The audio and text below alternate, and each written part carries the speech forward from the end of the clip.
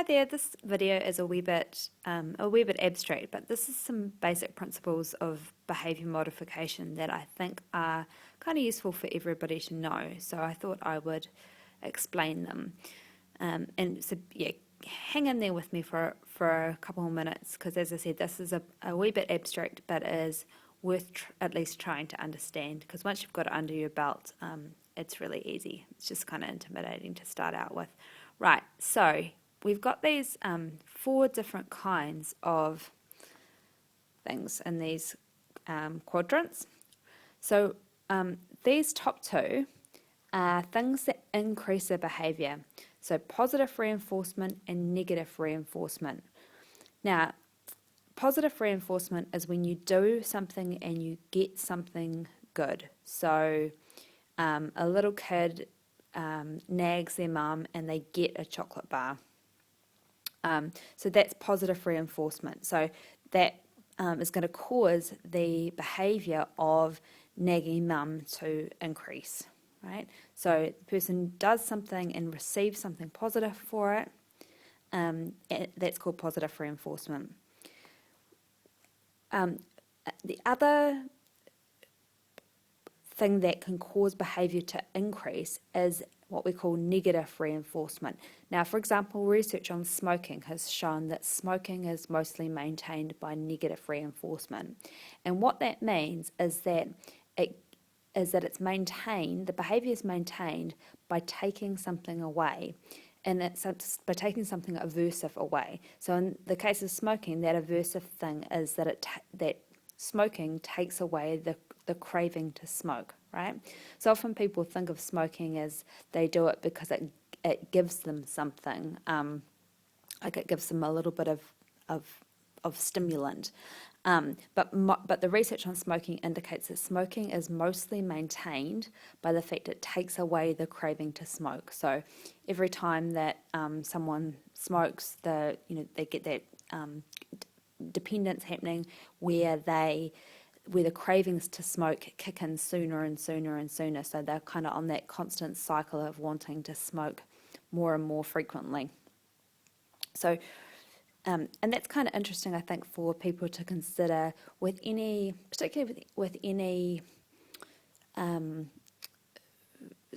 of substance issue. So, people who binge eat, for example, might benefit from thinking about what's the negative reinforcement going on. So when they binge eat, they might get some positives out of it. So they might get some positive reinforcement in terms of the deliciousness of the food, but it might also be, for example, taking away worry thoughts or something like that, or taking away physical tension. So there might be negative reinforcement going on as well. Okay, now these are the things that decrease the behaviour. So positive punishment means that something is introduced that causes the behaviour to decrease. So, for example, if you touch something and get a burn from it, or you touch something and then get an electric shock from it, that's positive punishment. So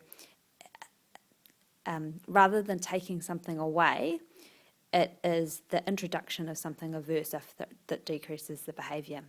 Negative punishment is as punishment by taking something away. So you can see that these things form a quadrant.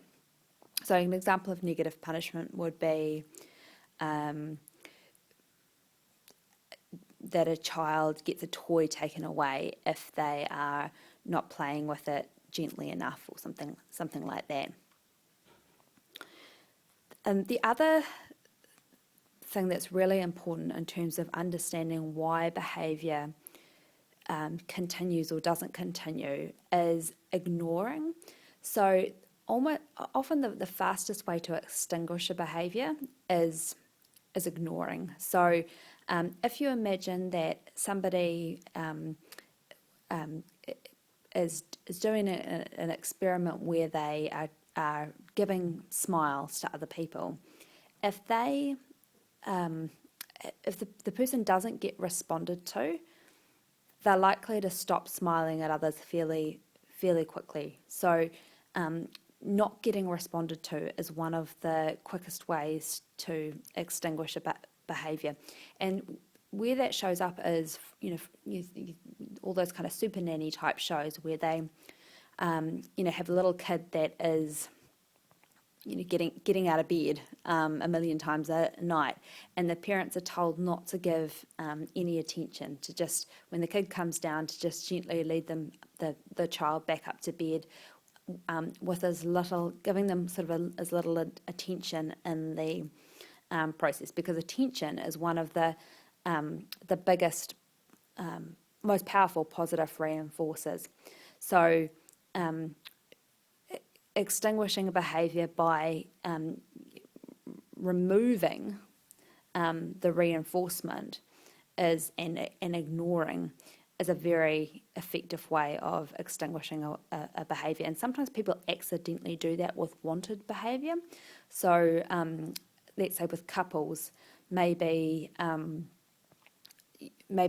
partner is trying a little bit, maybe the couple are having some problems with closeness, and one partner tries a little something to restore some positivity in their relationship, and they get ignored. So that is going to extinguish that behaviour, that it's going to extinguish that tendency to make an attempt fairly quickly.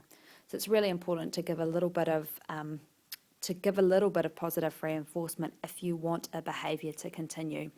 And we work on what's called successive approximations. So if it's not exactly the behaviour you want, as long as it's closer to the behaviour you want than the behaviour you were getting before, then that's okay. So for example, let's think about a parent trying to teach their child potty training. So, initially when they're teaching the kid potty training, they